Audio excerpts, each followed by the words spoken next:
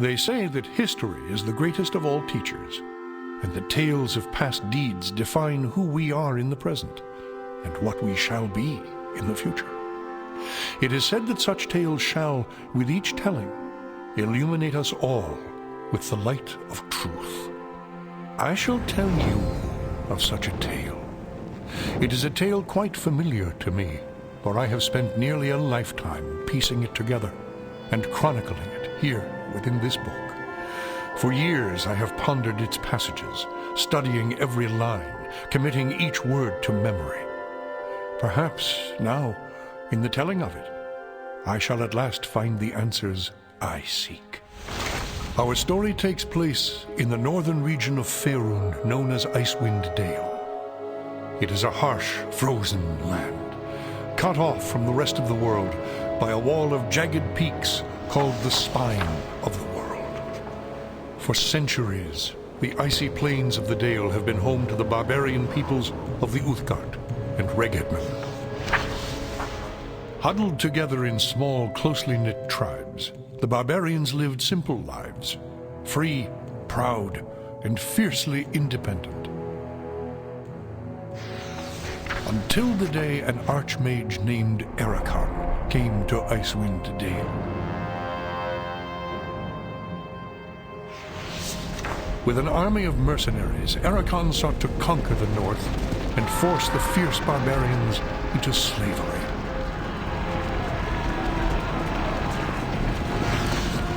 Long weeks of battle followed, and the scattered barbarian tribes suffered terrible losses. Defeat seemed inevitable.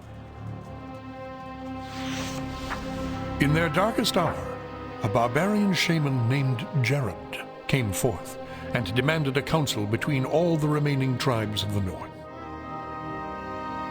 A respected warrior, Jared persuaded the council to put aside their differences and unite against Ericon.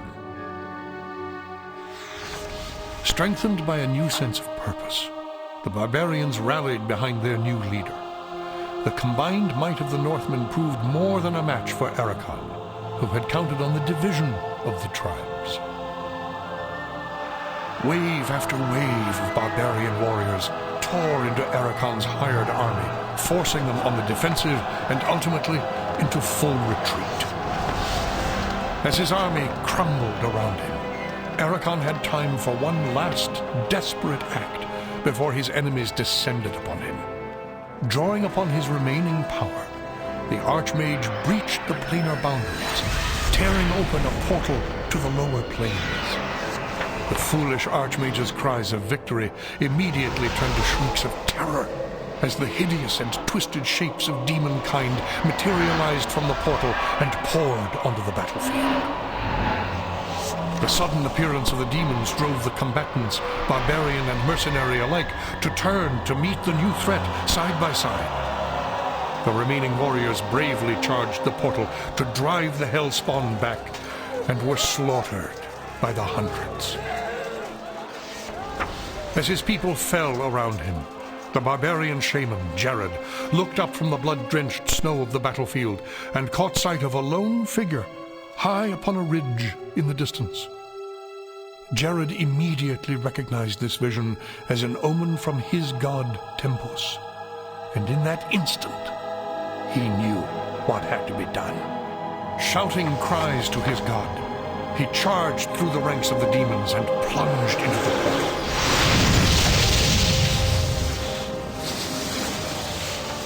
As Jared's blood fused with the energies of the portal, an explosion of white light engulfed the battlefield. When the light subsided, the demons were gone, and the portal was closed. In its place hovered a disk of solid stone. Frozen within the center of the disk was Jared's body, locked in his final moment of agony, in his final moment of triumph for all eternity. But that is not the end of our tale. It is but the beginning. Hey, and welcome to a new Let's Play. This is Icewind Dale. This is a game that was developed by Black Isle and published by Interplay, and it was released in 2000. It uses the Infinity engine like Baldur's Gate, Baldur's Gate 2, and Icewind Dale 2, albeit Icewind Dale 2 uses a seriously modified version of that, and it pretty much carries on the same vein, the same theme, the same idiom of the Baldur's Gate type of gameplay, but with some big differences. In this game you control your entire party from the very outset. You don't have this one frail as fuck protagonist that if they trip over a rock your game is over and you've got to restart. This time you've got 6 chances to trip over the rock. Also, it's a lot more combat based than Baldur's Gate, which had a lot of story behind it. This has a lot of story, but it's mostly here's something, oh, shit happened over there, go stab that guy. That's more or less the story of Icewind Dale. There is more to it than that, but we're just going to dive straight into our character creation. New game. And now we want to pre-generate character. Yes, this is the menu. It's a little bit different. We're playing the enhanced edition. And our party leader will be, I think we all know who it's going to be. Paladin. Where's my portrait? It's been a little while since I've played this, so bear with me while I find my usual suspects. If I can find her. There she is. And she'll be a human, and she'll be a paladin. Class. No, not a ranger. Oh my lord, what am I doing? Paladin. Now, these different classes, I don't actually think these were in the original game. Let's see. Undead Hunter. Can't use lay on hands, can't use cure disease, but they're immune to hold and level drain. And they get bonus to rolls against undead. Are they not... There's one that can't use missile weapons. Let's see. Not them. I think it must be the Inquisitor. No? Cavalier, there we are. Undead Hunter actually sounds pretty awesome. Blackguard is immune to level drain and fear, but we don't want an evil paladin. The poison weapon, no, we're going to go with the Undead Hunter. +3 to attack, well, +3 to everything against undead is awesome because there is a pretty undead heavy part of this game, and immunity to level drain. And lay on hands really doesn't bother me because we're going to have plenty of healers. So alignment, lawful good.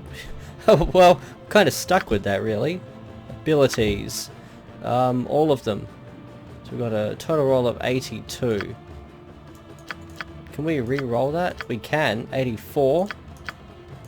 I love that it's actually giving us our total there. It saves. The old way you do it is you'd roll it and then you'd subtract all these stats until you had a certain number of leftover points. And as you can see, a paladin doesn't have too many spare points as it is, so 89. Can we get a 90?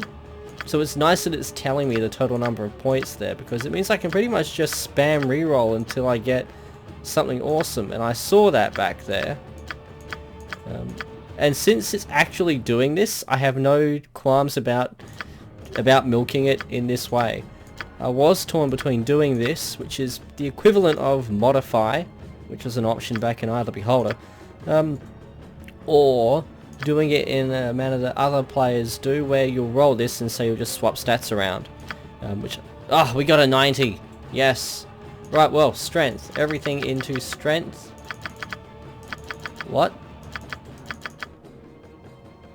Yeah, I'm trying to add to it. We can't add? Oh, of course we have to actually... Idiots, we have to move points out first. Intelligence 10.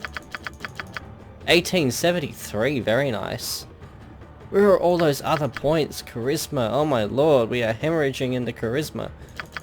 Wisdom can't go down any further. Intelligence, here we are. Now, I don't know what... Well, I know about that, but I don't know if we have an intelligence of less than 10, if our character's an idiot. I know that in... what is it? Neverwinter Nights. If your intelligence is below 10, then your character can't actually speak right. Let's see, Dex and Constitution are both important, and they're both looking pretty good. I'm not unhappy with that. Skills. Let's see, bastard sword. Longsword, we can put multiples, but I don't want to. Two-handed, and let's see. Sword and shield? I don't see myself giving her too much in the way of missile weapons. I expect her to be mainly a sword and shield type. So I'll put a point in there, but I'm giving her the point in two-handed because with a strength roll like that I'd be a bloody idiot not to.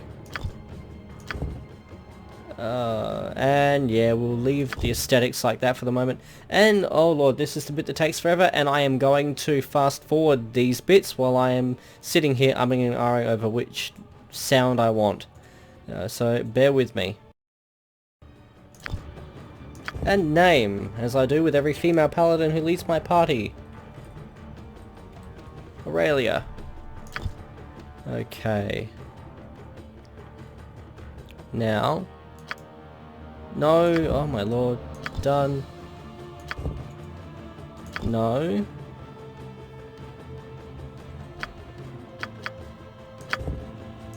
Done.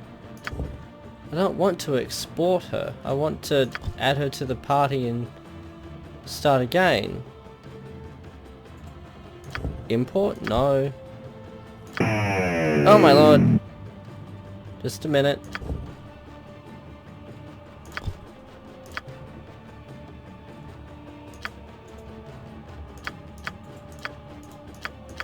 So we're going to do it this way instead.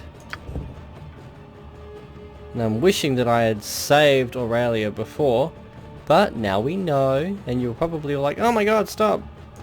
Create. Okay, so female. Seems that it would have been quicker to go this direction at the start. Done. Race. Human. Class. Paladin. Undead Hunter. Alignment. North good because no alternative abilities. We wanted 90. Now that we know that it's possible. Oh my god, that was a 93 and I went past it. Oh, hang your head in shame, Captain Planets. Oh my god. That hurt.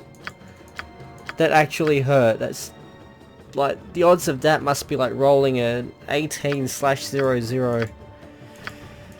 Oh dear. Oh dear, oh dear. 91 and I went past it.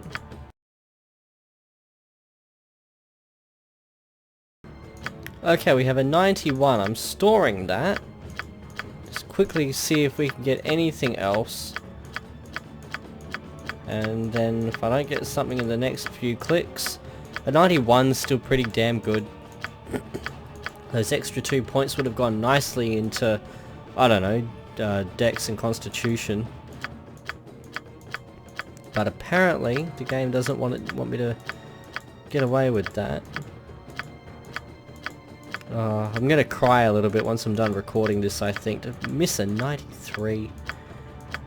Especially, oh my god, no, store, we got a 92, and I can't believe I nearly went past that as well. Right, so Constitution, oh god, Intelligence, that's where all those extra points are. 1833, no!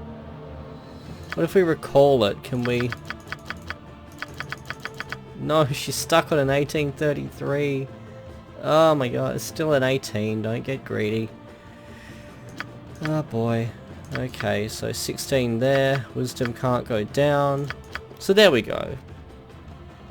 So she's a bit hardier for her trouble. Skills, Bastard Sword, Longsword, Two-Handed. I feel not so good about the Two-Handed Sword. I'm pretty sure that's a plus to attack bonus that she misses out on with that 33. Done. What was the voice? My aim shall be true. Attack. I shall. That one. And let's do this again. Oh my lord. Typing in a dark room, people. Okay, so. Accept. Ha! Now, place number 6 we'll go to. Gonna be our other female, might as well do our female party members first. Because reasons. Where is she? This is going to be our party rogue. Don't ask me why she's holding a shield, but she is. Now an elf because dex bonus. Or is it Thief? Oh my lord, we've got prestige classes here as well. May not backstab, what's the fucking point in that? 3 points into 2 weapons, extra bonus to AC. That's actually pretty damn good. May not backstab, may not perform sneak attacks. That, oh boy, that's really annoying because that looks pretty awesome.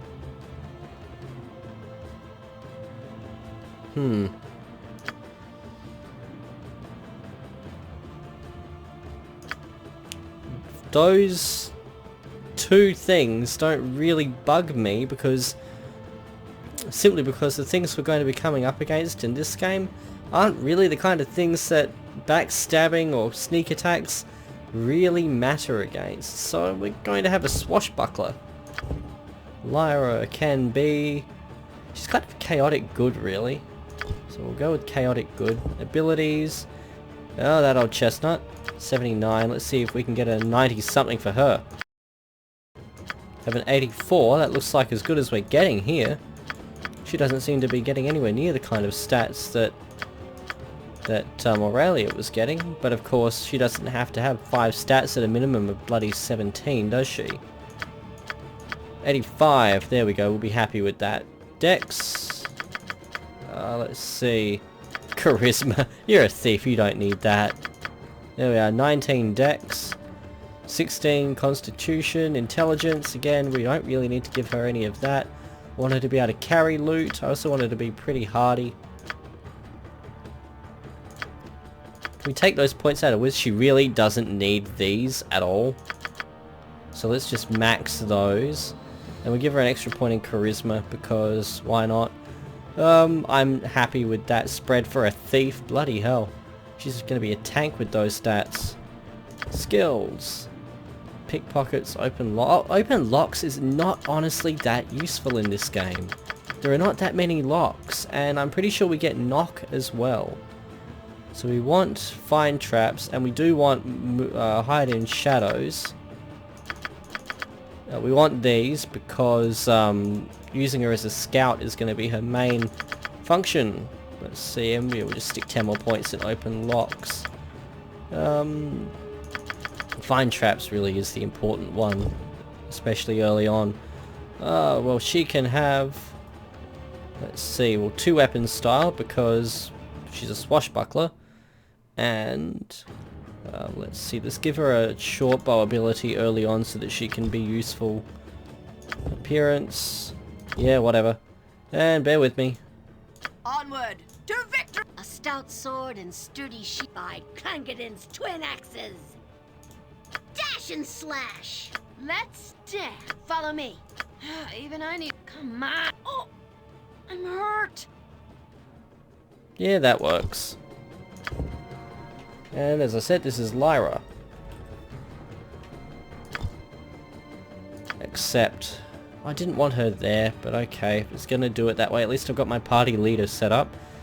Okay, next we have, we'll do the, who's our third one? Oh, that's right.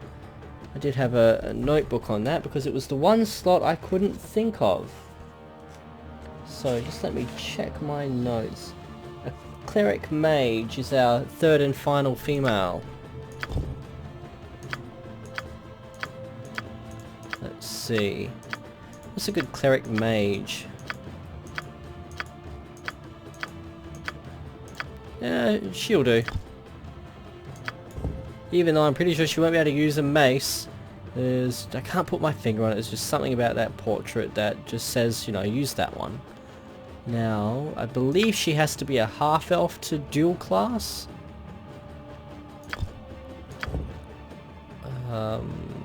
Multi-class, sorry. Can we multi-class a human? I haven't done that, I don't think. No, she has to be half-elf. Okay. It's like D&D 101. Oh yeah, this game runs on the 2.0 rules, which I'm pretty sure are the same rules as the Eye of the Beholder games. Let's see, Cleric-Mage. Alignment will be... She sounds like a true neutral to me. A Cleric-Mage that just sounds balanced. So abilities... Oh, here we are again. 85. Okay, we'll go with that. Now, she needs a high wisdom, being a cleric. Oh, but a Cleric-Mage, she also needs a high intelligence. So, we'll take... Well, she doesn't need that higher strength, though as a cleric she could technically be a fighter. I wanted to have more of a constitution, though, than anything else. I wanted to not be so interruptible in casting. And I'm pretty sure charisma bears on turn undead, which is a skill I never really use, so I don't care. There we are. Skills. Well, mace, duh. And a sling, I guess. She really is the bonus character. I didn't know what else to do with her. We want mage spells. We want identify. You have no idea how useful that is, as is magic missile. And she can memorize magic missile. Cleric spells. We want cure light wounds, bless, and magic stone is actually not terrible in the first few battles, so we're going with that. Appearance, obviously her hair is lighter than that. And here we are again. Just a minute. Well, the voice I was thinking of isn't in there, so we'll just have to go with that. Oh my god, which one was it? A stout sword and sturdy my aim shall be... If you wish for my... Let me find... There must... I am wounded. I am prepared. I hope. Yeah, we'll go with that. And name-wise, I drew a blank here as well. Oh. So we'll go with Esri. It sounds slightly elfin. I don't suppose I can change her portrait here. No, but we can change it in-game. I'll futz with that. Fourth wall break of the century. Now, our next character will be our mage. Let's see. Where is he? That kinda looks like Mr. Blackwell. Obviously all these giant strapping lads in full plate and broad axes will not be Mr. Blackwell.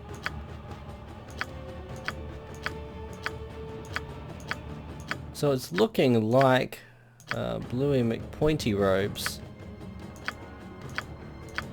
That could almost work, but he's more of a cleric. Lots of dwarves. And it's Dormog Grobonk or whatever they call an orc. Yeah, we'll go with this. This will be Mr. Blackwell, even though he is decidedly blue. Human. Done. Class. Mage. And dear sweet god, these characters, at least it tells you what the opposite school is. When you pick a specialty, you get an extra skill point, and you get bonuses from spells of your school. But the trade-off is you can't learn something from the opposite school. I'm not sure I'm interested in that. Simply because... well, I don't want to rule out an entire school of magic, really. Even though we do have Esri now for that. Additional spell per level, 50% bonus. It's pretty much the same thing. I don't know what school I would pick though. Wild Mage. Let's see. Wild Mages are wizards. Wild Surge. Casting level varies slightly. Wow. That's odd. That's like a class of the Jester, really. Yeah, I'm just gonna go with a vanilla mage. I'm boring. I know. Alignment will be lawful evil. And here we are again. Just a moment. And we have an 87, thank God. I don't know if you saw me go past the other 87, but oh dear lord, I'm glad we have another. So we're going to, again, he's a mage and he's Mr. Blackwell. He really doesn't need charisma, but he already starts with an 18 intelligence. We're going to give him 18 constitution because he is not a certain other Mage you might have seen in Let's Plays. Let's see, Strength, he doesn't really need, we'll give him Dex because Armor class. Wisdom will also go into Armor class. It seems that it just feels wrong taking too much Wisdom away from a Mage. I think that he should have something there for his Lore, or is that Intelligence as well? So we'll give him the extra point there to Dexterity. And Strength, we'll stick it in Strength, we'll do that so that he's got, I think it goes up in 2s, the carrying bonus. I'd rather people be able to carry loot. And he will start with a Sling ability, and then we'll give him eventually a Dagger, I guess. Mage spells, we want Identify and Magic Missile. And we'll start with Magic Missile. Appearance. Yeah, that's suitably blue. And here we are again. Okay, so we've got a voice, and finally.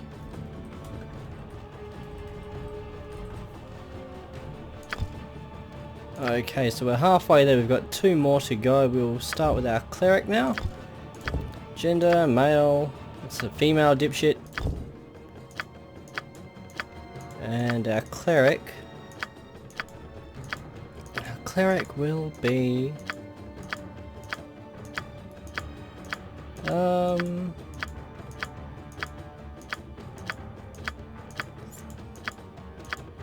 it's kind of difficult to pick one, really. It's always the hardest part of these games, is bloody making the party. Because I'm going to be stuck with these arse-hats for the entire game. Kind of leaning towards him.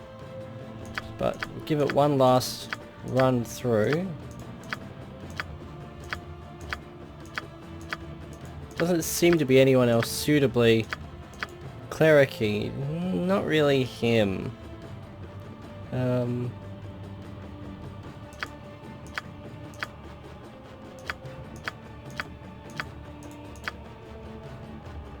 Yeah, we'll go with him. Race, he'll be a human, because they're just more easily resurrected. Human, and he'll be a cleric, as I said. Now, let's see, I think it's it's the Priest of Selene we wanted, and that's the next game. Just thinking of what gets a Moonblade is all. Disadvantages, alignment restricted, alignment restricted, alignment restricted, that's all. That works for me. So what bonuses do we get? Hold undead extra a day, whatever. Exaltation and Divine Favor. For 2 rounds. So it just feels like it overcomplicates it. I'm just going with a Cleric. I just want a healing class. I am not the micromanaging type. I'm sure you'll be raging in the comments about that, but I am not a micromanager. Let's see, and he will be sort of a lawful neutral, really. Let's have a look. Maybe not. Chaotic neutral? No.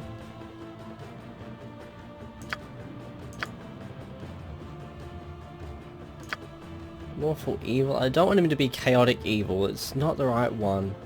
Just trying to think what suits Herbert West. I guess we'll go with lawful neutral. Because he was well intentioned. Yeah, we'll go chaotic good. He was well intentioned for all his misadventures. 81. I'm sure we can do better than that. 86. I was right. We won't spend too long pissing around in here though. Yep, looks like an 86 was pretty damn good. Yep, so we'll recall that 86. Move the intelligence into wisdom. Let's see, we'll drop that. I'll give him a 12. Don't care about charisma, as I have said, we're not turning undead. Constitution is a must. Dex and strength are not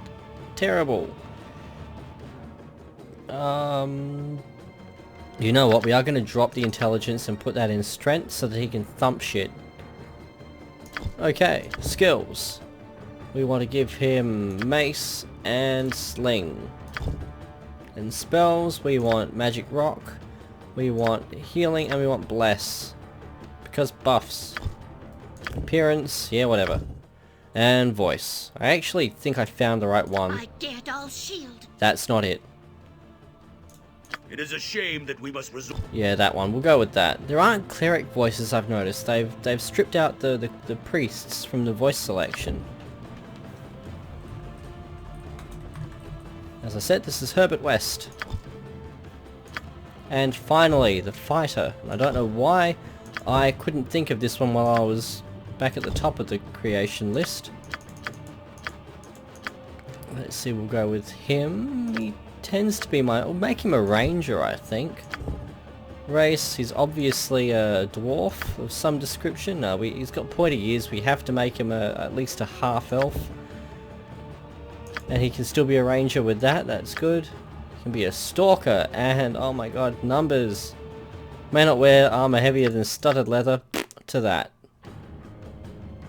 Yeah, we just go ranger. Alignment restricted to good, etc. He can be... he's gonna be chaotic good. No, we're gonna make him... We'll make him neutral good. We need more neutral characters, I think.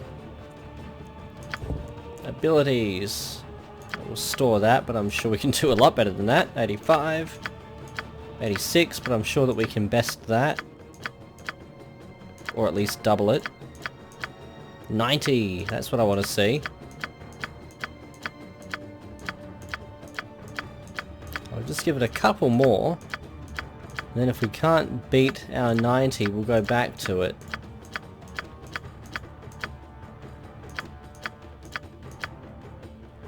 Well, what does our 90 give us in terms of strength? 1849, we'll recall it, and we'll re-roll it and see if we can get a 90 that will do better than that. Oh my god, I just passed one up. So, let's see, 80, we're 10 points shy there. What was it? 49. So we need to do better than an 1849.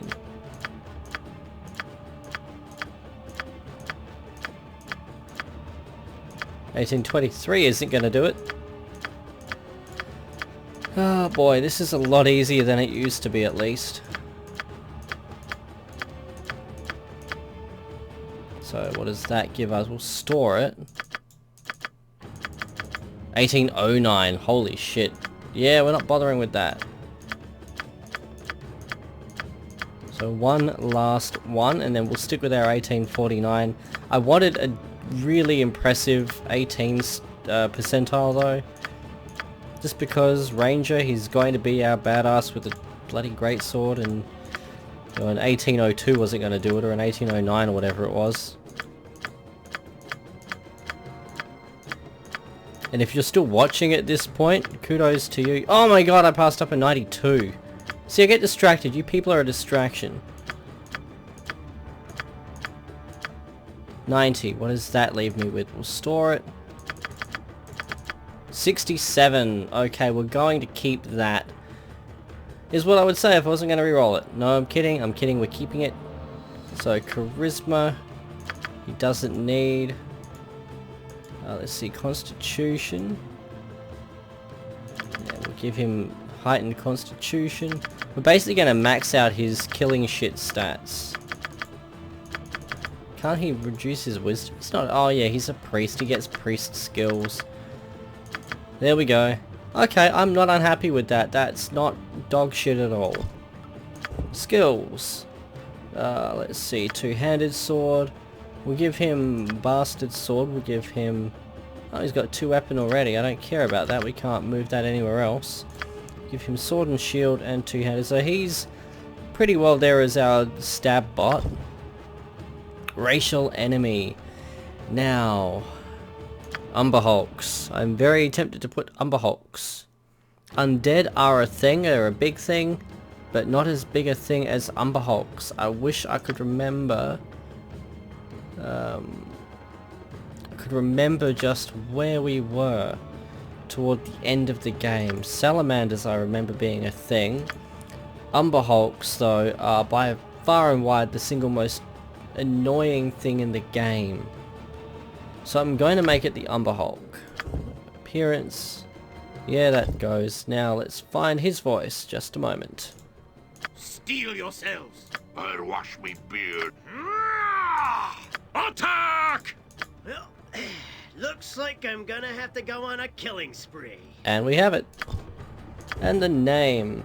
Now for once I'm going to have them both in the same party and they better behave. We have Alistair. Okay, so we're going to play with the order a bit. Can we... Can't change her portrait at all, no. Okay, well...